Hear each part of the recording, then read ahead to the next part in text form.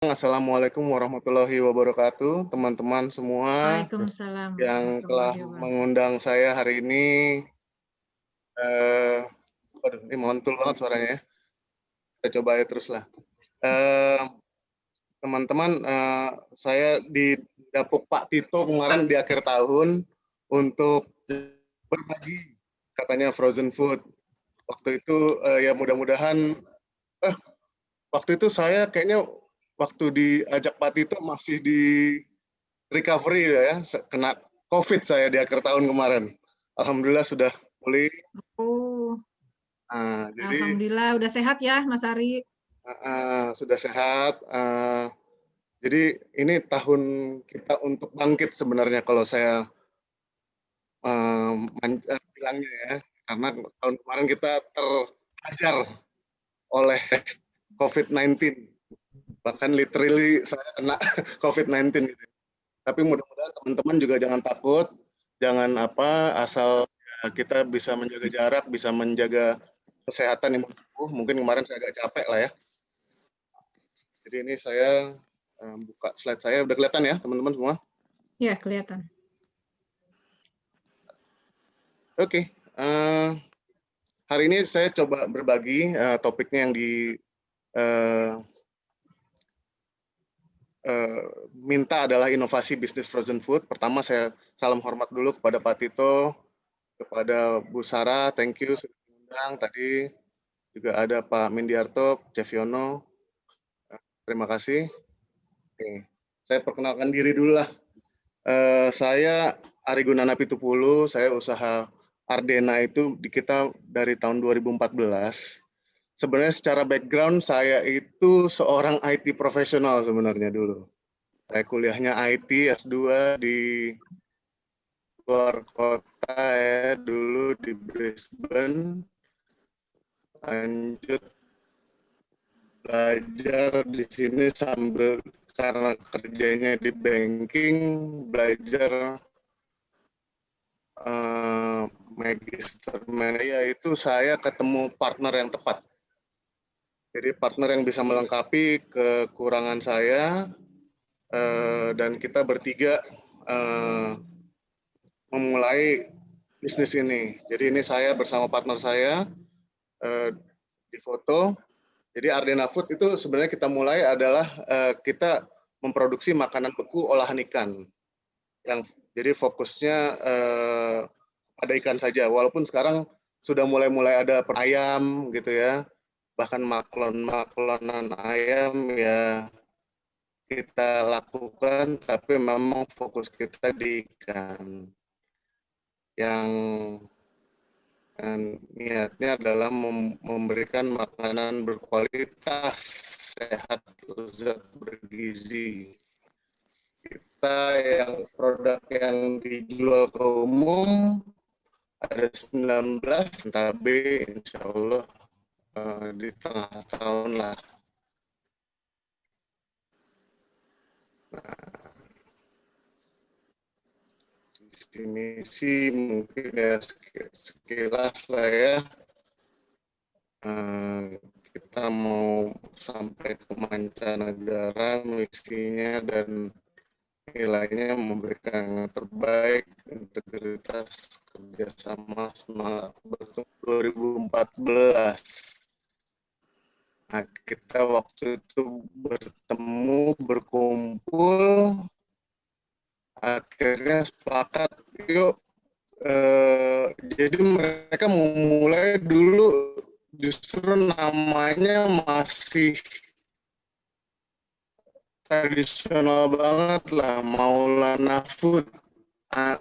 Namanya anaknya bulan Juli jadi PT-nya karena mungkin waktu itu kayaknya potong lebaran ya, jadi lama gitu bikin PT waktu itu. Dan seiring waktu tahun 2015 kita BPOM certified, 2016 halal MUI, dan ada kita juga terafiliasi beberapa asosiasi, Kadin, ABJI, IKMI, GAPMI, dan Apkulindo. Beberapa saya menjadi pengurus di DKI kebanyakan ya. Kadin DKI, ABJI DKI, IKMI DKI, pengurus. Nah, saya sarankan teman-teman juga bagi pelaku-pelaku kuliner, pelaku frozen food juga memikirkan target marketnya yang baik itu siapa. Karena dengan target market tetap mesti spesifik menurut saya. Jadi saya menargetkan dua ini dan yang mungkin terimbas target minority-nya adalah profesional muda. Akhirnya jadi kelihatan, oh ada profesional Horeca, hotel, restoran, cafe, catering. Mungkin ada hawkers juga di sana. Yang kedua adalah general trade atau pasar tradisional ya. Nah, ini adalah pasar terbesar saya karena saya mainnya banyak di agen distributor yang ada di tradisional. Jadi kayak agen-agen frozen food gitu. Jadi dia punya 20 freezer 3. Modern market kita sudah masuk, cuman kita fokusnya sekarang ke MTI, modern trade independent. Jadi bukan yang big chain, bukan yang kayak seperti Giant, Carrefour gitu. Saya masih belum masuk ya, karena ya mungkin pembayarannya lama dan segala birokrasinya lah ya. Jadi saya ini malah yang maklon ke saya yang sudah masuk. Jadi dia pakai merek dia, tapi dimodifikasi sedikit, diproduksi di tempat kita.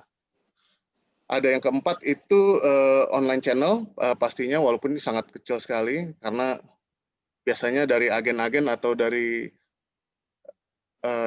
apa ya, kalau Shopee-nya orang gitu lebih murah gitu dapatnya, tapi kita tetap ada di online channel kita sendiri dan community and reseller. Nah, ini yang tadi target market kita juga foodpreneurs, mothers dan others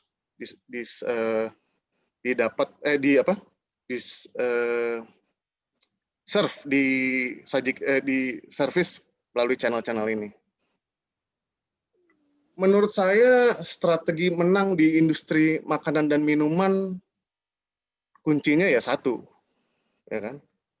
Syarat mutlaknya enak. Jadi kalau belum enak, ya pasti akan menjadi disaster gitu nantinya. Kalau kita marketing kayak apa, rasanya kurang bisa acceptable, at least kemakan gitu ya. Itu bakal hancur kalau kita nggak ini. Nah, ini bayangkan kalau si Cheech and Chong dulu mau ke White Castle tuh, kalau yang pernah nonton filmnya ya, zaman dulu kayaknya mereka bela-belain itu jalan dari ujung ke ujung hanya demi makan burger yang sangat enak ini. Nah, tapi enak di sini bukan hanya rasa. Ini kalau kata Pak Tito ada 5 ya, 5 sensori kita harus disiapkan semua. Enak dimakan, enak dipandang, enak kalau ada kriuknya enak didengar gitu ya, dan semua sensori masuk. Oke. Kembali ke topik kita, frozen food sebagai inovasi bisnis kuliner rumahan kita. Agak. Halo? Oh, oke. Ada yang bocor ya? Lanjut aja, Pak. Kembali ya, lanjut. Kalau menurut saya, teman-teman di BKR yang makanya tertarik dengan frozen food, mungkin saya kategorikan menjadi 2. Mungkin restoran catering yang mungkin pivot gitu ya. Wah, mungkin bisnisnya drop karena PSBB, apalagi besok 25% ya katanya ya. Mungkin mereka berpikir untuk menggunakan beralih ke frozen food, atau mungkin new business, orang yang saya mau belajar bisnis, mungkin terdampak pandemi di PHK atau di rumahkan sementara, jadi kita mencari tambahan. Dan insya Allah Ardena bisa membantu dua-duanya.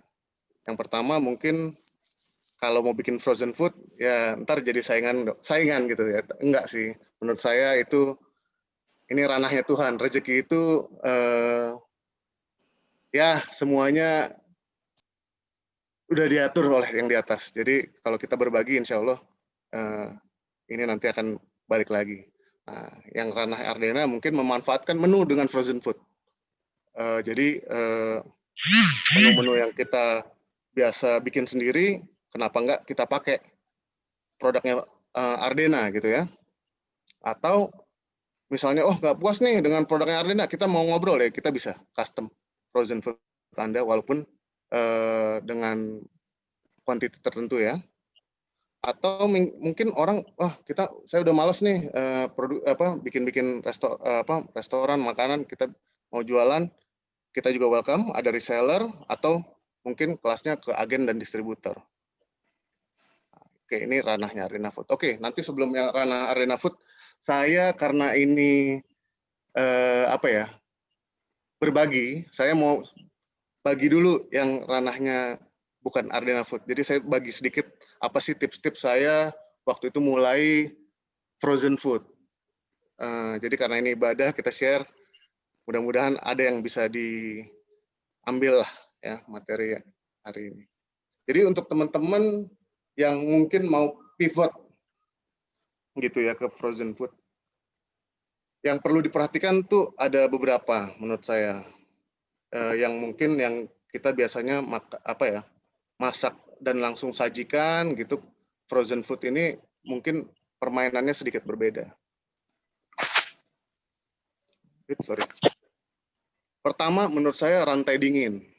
Ini pembekuan ini sangat sensitif di frozen food. Kenapa? Karena kita jika tidak memenuhi suhu yang ditetapkan atau disarankan lah ya, yaitu 18 derajat atau misalnya pada saat produksi itu ya di 5-6 derajat gitu ya, nanti quality of the product akan jelek. Jadi teman-teman untuk membuat frozen food ini memang kita mesti sangat peka dengan rantai dinginnya. Kenapa? Karena frozen food ini ekspektasinya dia akan bertahan lama gitu ya. Mungkin 6 bulan, mungkin setahun bahkan. Kalau kita tidak baik di awal, itu mungkin shelf life-nya nggak sampai setahun nanti, atau nggak sampai 6 bulan, mungkin 1 bulan bentuknya sudah bau, kering, atau mungkin berlendir. Nah itu hati-hati ya. Rantai dingin di awal itu sangat, dia punya bullwhip effect ya, jadi salah dikit di belakang juga jadi berantakan. Kemudian mungkin ini nanti ngomong dari mungkin diundang lah teman-teman yang pakarnya teknik pangan. Karena menurut pengalaman kita, yang kita sajikan langsung biasanya, mungkin kalau dibekukan nanti begitu dimasak kembali, bisa berbeda hasilnya. Jadi mungkin teman-teman mesti belajar nih sama pakar-pakarnya teknik pangan. Mungkin BKR Academy juga punya ya, konsultan atau teman-teman konsultan yang mengerti untuk teknik pangan, tapi ini harus diperhatikan sekali karena jangan sampai yang tadinya restoran kita terkenal lezat, enak, crunchy misalnya tepungnya, tapi begitu kita bikin frozen, loh kok nggak seperti biasanya. Jadi kita mesti consult dengan pakar teknik pangan.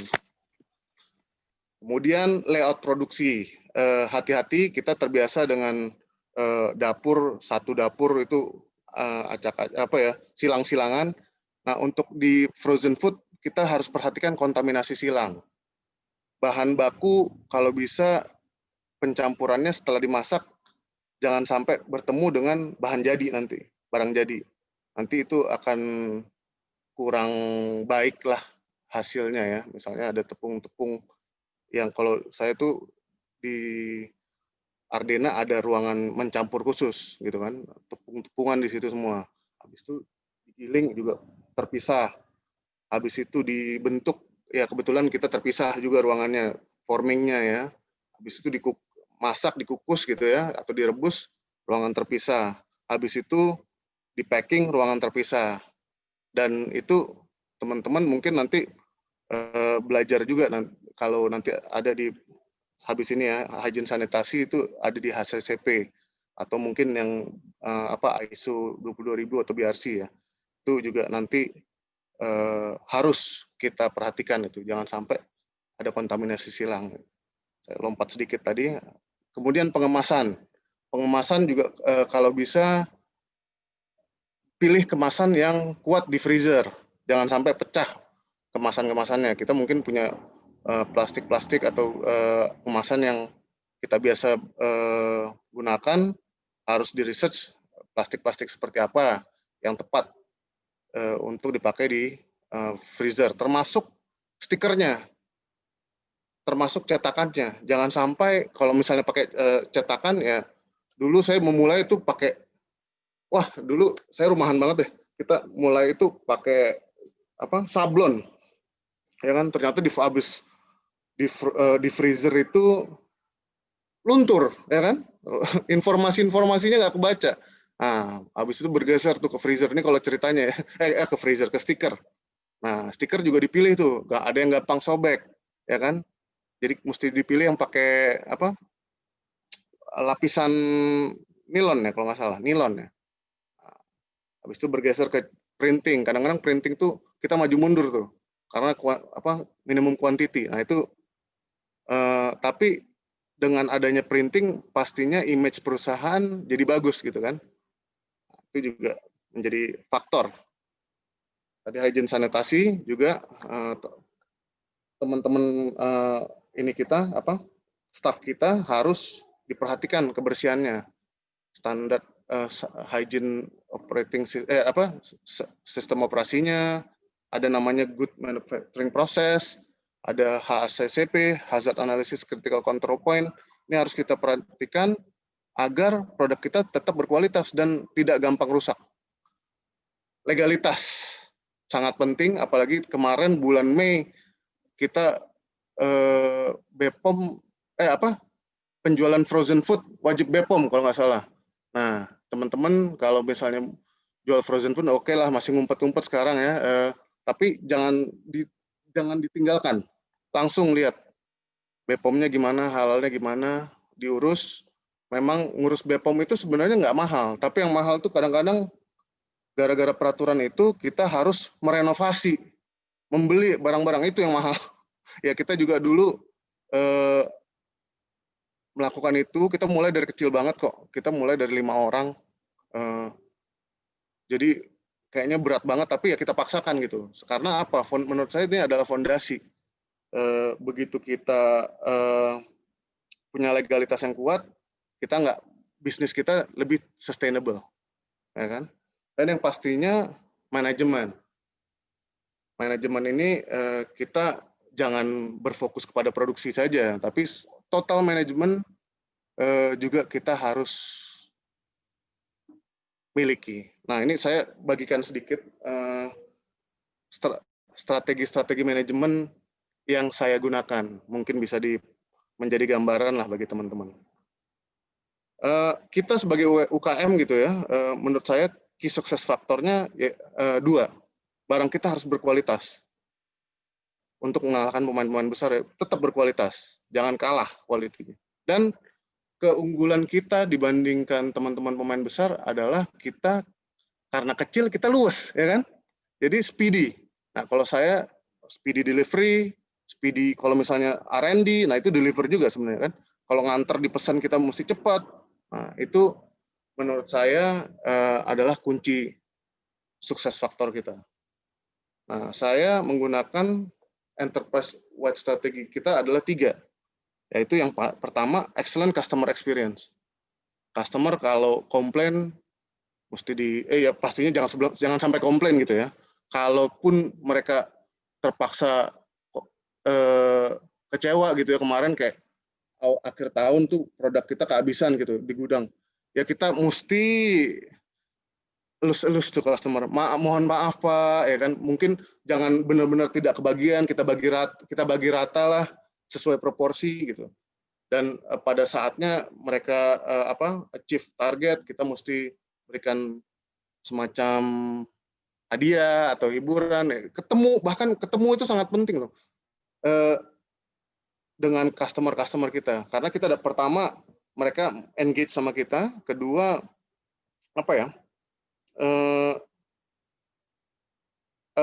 kita bisa dapat insight dari mereka. Nah itu dua-duanya itu sangat penting menurut saya untuk untuk bisnis ya. Kemudian kedua human capital dan infrastruktur. Human resource kita, human capital ya sekarang trennya katanya namanya. Kita harus terus tingkatkan. Bahkan termasuk diri kita sendiri. Kita terus harus belajar, harus tahu informasi-informasi yang ada di luar sana, dan infrastrukturnya yang tadi saya bilang harus baik dan sesuai dengan apa yang kita pelajarin gitu ya. Termasuk ya misalnya tadi alur produksi, ternyata alur gitu, ya udah kita siapkan infrastrukturnya. Nggak harus langsung, mungkin pakai sekat-sekat dulu, pakai yang diperbolehkan ya, nggak apa-apa gitu loh. Tapi nanti seiring waktu kalau kita bisa expand, kita besarkan gitu ya infrastrukturnya. Dan yang era sekarang, apalagi karena COVID sekarang, kita harus digitalisasi. Saya digitalisasi itu ada dua strategi, ke dalam dan keluar. Ke dalam saya menggunakan ERP system, yaitu ERP itu singkatan Enterprise Resource Planning, yaitu dari ujung ke ujung kita ada di satu sistem. Jadi misalnya dari pembelian customer beli barang gitu ya, produksi, bahkan beli bahan baku, pembayaran itu merefer ke satu sistem. Jadi tidak terjadi silo-silo buat keuangan, jadi tidak ada diskrepensi ya, tidak ada kesalahan, tidak ada kok data di sini penjualan hari ini 10 juta, di sono di finance 11 juta. Nah itu kalau ada di satu sistem terminimalisir lah kejadian-kejadian seperti itu. Nah, saya punya 6 bagian yang kita bisa bahas untuk bagaimana setidaknya membuat bisnis kita ini tidak hanya frozen food sih, standar bisnis bisa berjalan lah. Yang pertama di marketing, yang kedua di sales, production, logistik, finance, dan HR, GA, legal, dan IT. Oke, kita mulai satu-satu ya di marketing. Kalau saya itu memastikan kalau misalnya membuat produk itu melakukan market research, FGD. Walaupun kadang-kadang tidak formal, kadang-kadang formal banget, kita ngundang 30 orang gitu, AB testing gitu kan. Ini enak nggak apa enggak, blind testing gitu ya. Kenapa? Karena di frozen food ini membuat suatu produk itu kalau kita sudah salah jadi mahal. Contoh, mendaftar BPOM itu ada biaya, ada waktu, ya kan? Terus ada uji labnya. Ya, di sini ada yang dari BBIB ya, tadi Pak. Nah, uji lab ke BBIB ada biaya. Belum lagi MD bikin izin BPOM itu lama banget, tektokan, ya kan? Nah begitu launching nggak laku, nah itu mahal. Belum lagi beli kalau misalnya kita pakai kemasan printing, ya kan? Itu berapa duit tuh yang bakal jadi jadi sampah lah ya, atau jadi diem, bukan nggak jadi duit. Nah itu hati-hati. Jadi marketing research itu kita mesti perhatikan.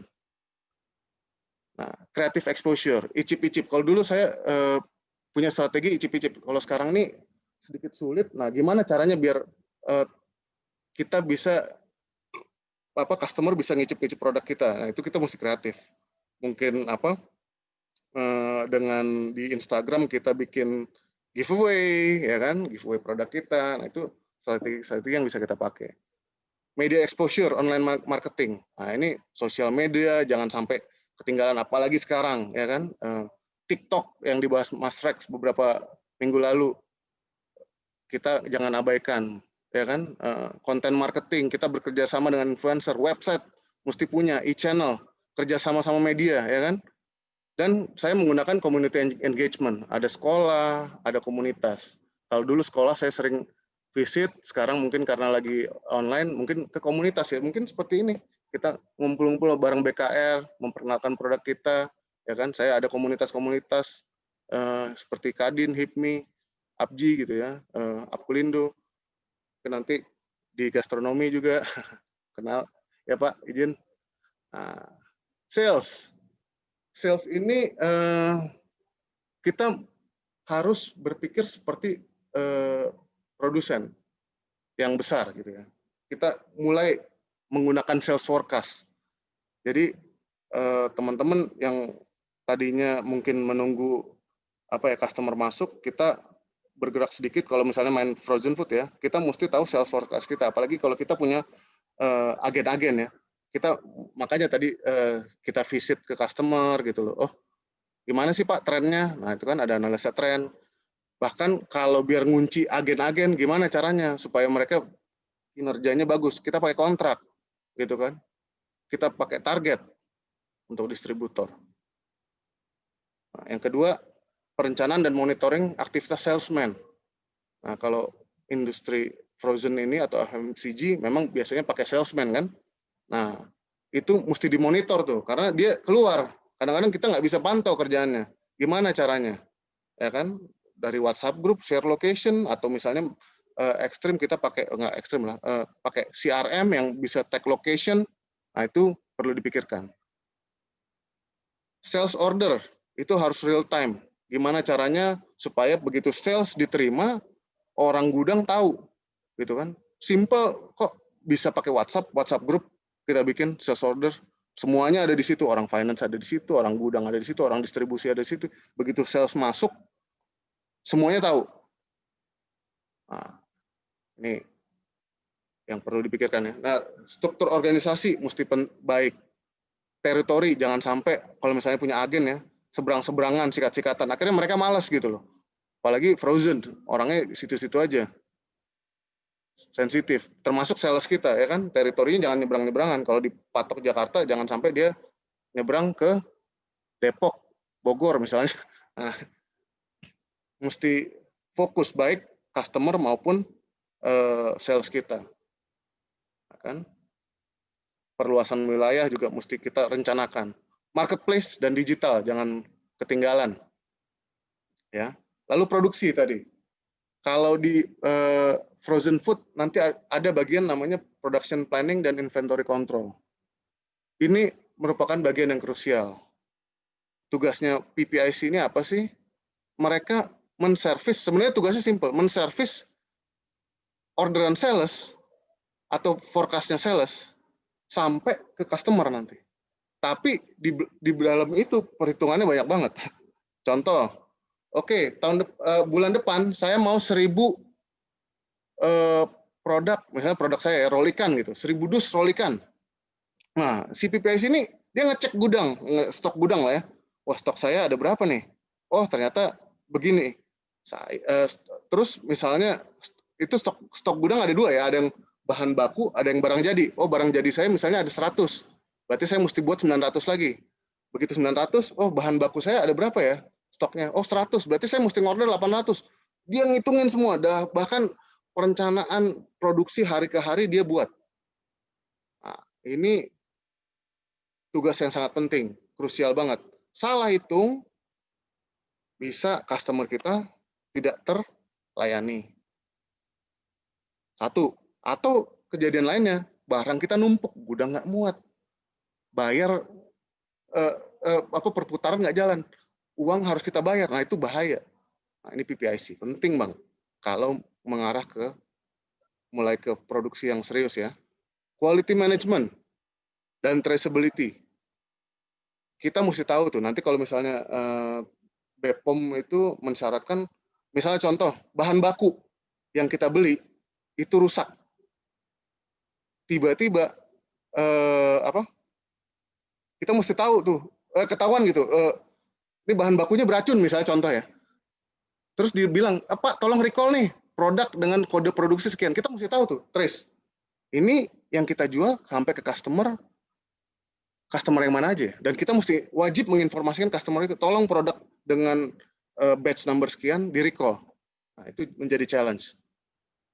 Nah, teman-teman mesti belajar ke arah sana. Efisiensi dan otomasi produksi, jangan sampai apa ya, produksi kita mahal gitu kan. Bagaimana menggunakan mesin, mungkin kita investasi kalau sudah serius di frozen food ya, dan diotomasi ya kan. Mungkin biaya orang sekarang mahal banget, atau kita malah susah sekarang punya orang karena ada COVID nih kan.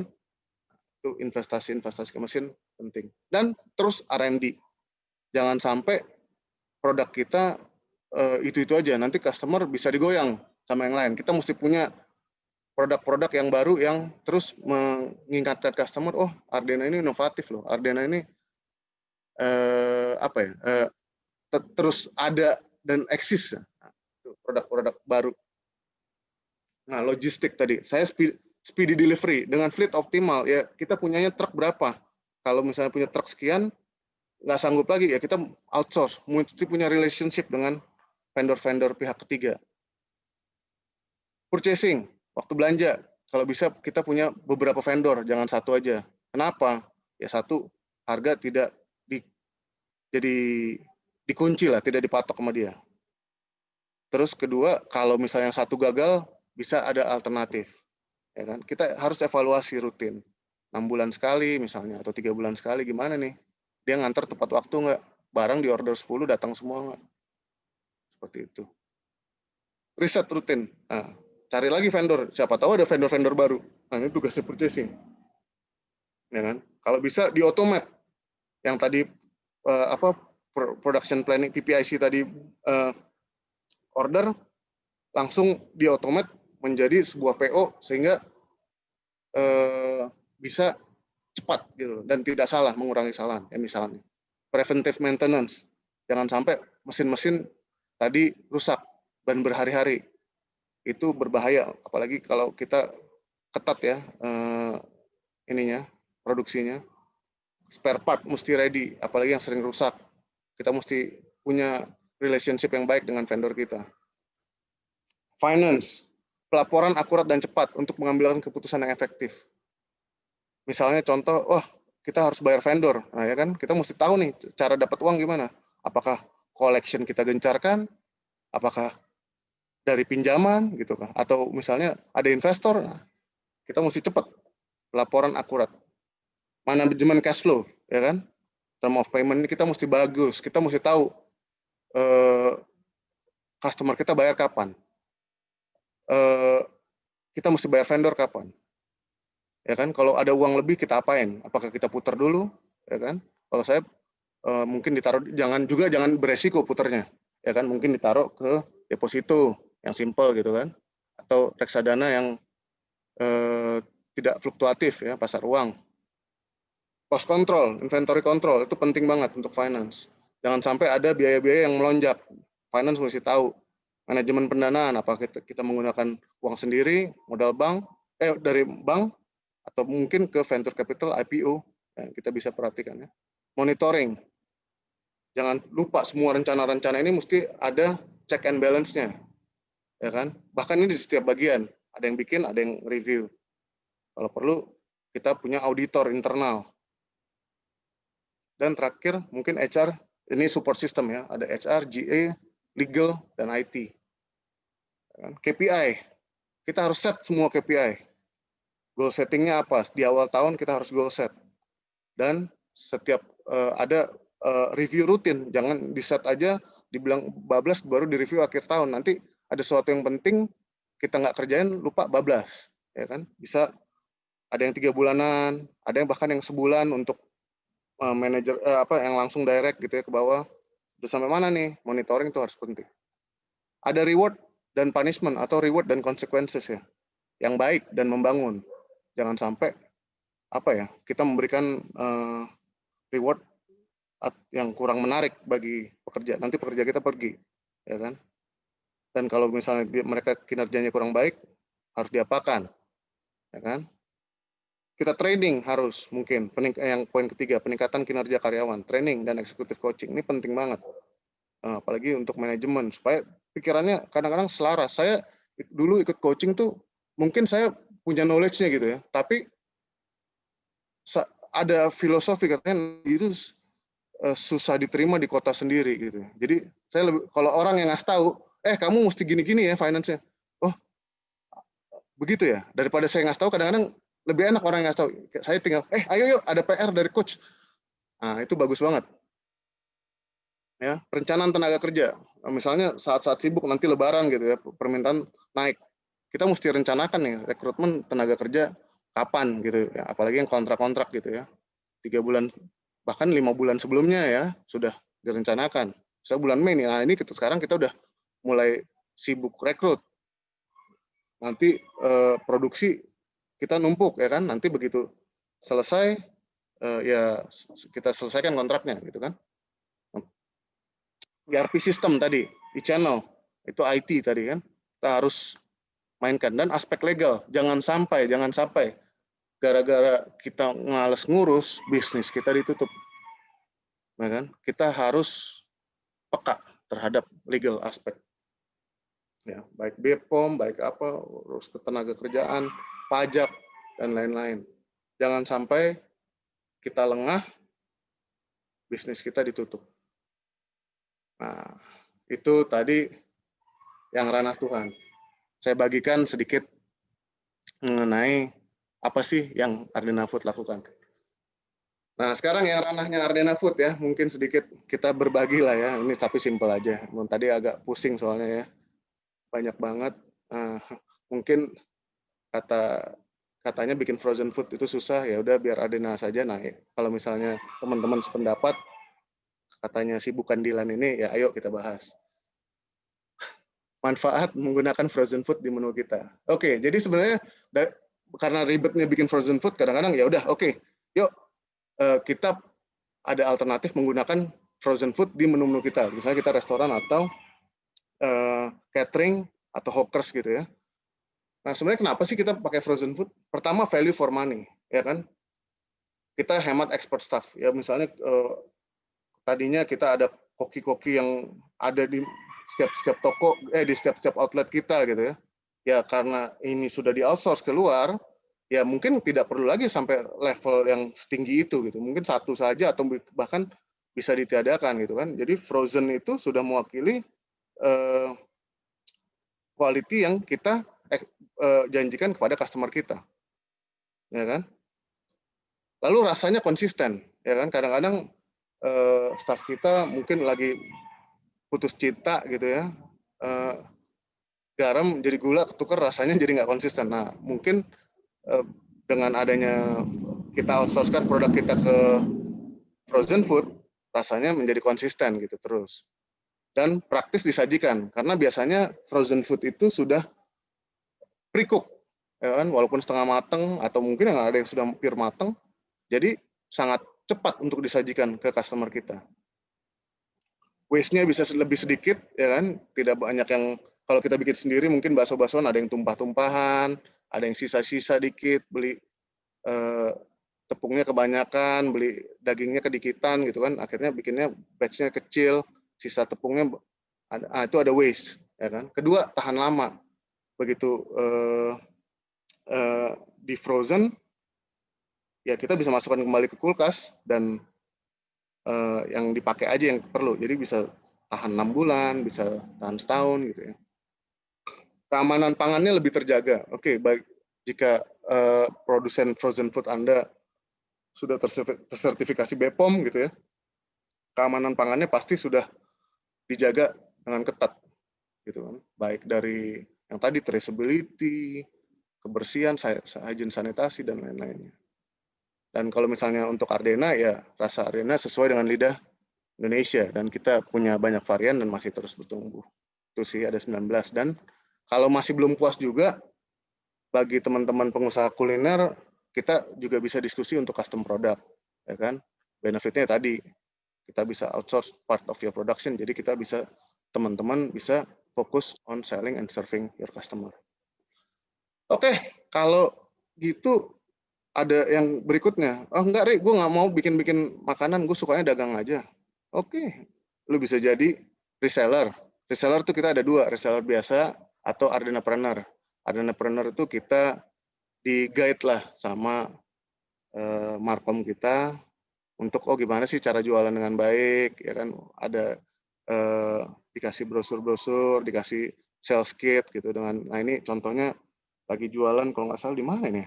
Di Ciawi ya Pak. Nah ini salah satu customer Ardenapreneur kita. Dia beli salah satu paket yang ini murah. Nah, kemudian atau menjadi agen. Nah, ini contoh agen nih, agen besar kita di Bandung. Ya kan, dia niat banget, dia punya freezer banyak banget dan salah satunya ya ini ada Arena Food, ini produk-produk kita gitu kan. Nah, bisa jadi agen. Dagang ini juga sangat menguntungkan, ya kan. Nah, untuk Ardenapreneur kita saat ini ada 4 paket. Ini tinggal difoto aja kalau ada yang mau mungkin mencoba menjadi Ardenapreneur atau menjadi reseller biasa juga bisa, ya kan. Kalau nggak salah nggak banyak kok yang mesti dibeli, kayaknya 5 dus apa 4 dus, saya lupa ya. Tapi kemarin itu gitu tuh, teman-teman, mau jadi reseller gitu ya, 3 dus kayaknya, 3 dus. Wah, tempatnya nggak muat gitu, atau dagangnya gimana ya caranya? Akhirnya kita memikirkan teman-teman, mereka nggak bisa nih cuma beli produk doang, ya kan. Kita akhirnya bekerja sama penyedia freezer gitu ya, untuk mendapatkan harga yang murah dan dipaketin, dikomboin. Jadi kita malah nggak ngambil untung dari freezernya ini, kita malah mensubsidi malah. Dengan paket sekian dapat freezer, dapat frozen food, dapat banner, dapat flyer dan lain-lain, dan mungkin kita temenin sekali 2 kali jika perlu. Teman-teman udah bisa langsung jalan gitu untuk menjadi reseller. Ini ada 4 paket, ada yang box kayak tadi, ada yang freezernya ukurannya tergantung besar atau kecilnya, tergantung mau ditaruh di mana nih barang gitu kan. Dan ya return investment-nya mulai 1,5 bulan sampai 2,5 bulan. Nah ini, atau misalnya kalau mau ngomong soal keagenan, di foto aja nih, bisa kontak kita di sosial media kita atau di nomor ini atau ke link tree kita di message di situ, nanti bisa langsung chatting. Syaratnya sih cukup simpel sebenarnya, sangat mudah dijalankan, cukup dengan KTP, NPWP, ya kan. Kalau misalnya keagenan mungkin ada izin-izin usaha yang kita perlu cek gitu ya. Suka bidang penjualan sama ya tadi mungkin memiliki modal yang cukup untuk menjalankan gitu sih ya. Oke, kesimpulannya kenapa sih kita harus utilize frozen food? Ya pada akhirnya ya orang tuh harus makan, ya kan. Mau ekonomi gonjang-ganjing, mau perang, atau mau lagi lancar banget bisnis, orang tetap harus makan.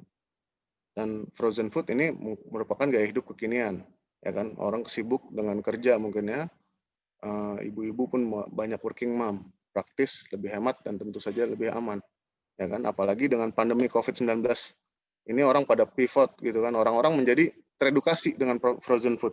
Jadi kalau ditawarin frozen food, orang nggak antipati lagi. Dulu katanya frozen food itu barang yang tidak sehat gitu. Padahal setelah saya ngejalanin bisnis ini, ternyata setelah disertifikasi BPOM, saya malah yakin banget barang saya ini sehat banget gitu kan. Apalagi frozen food, pengawetnya sebenarnya sedikit banget gitu, karena kita mengandalkan pengawetan dari freezer, ya kan. Bahkan kalau produk saya tuh kalau dibiarin sehari dijemur gitu ya, itu bisa berlendir gitu loh. Nah, ternyata pengawetnya dikit ya. Nah itu stigma orang gitu ya, yang kita sekarang sudah lebih gampang kok jualnya.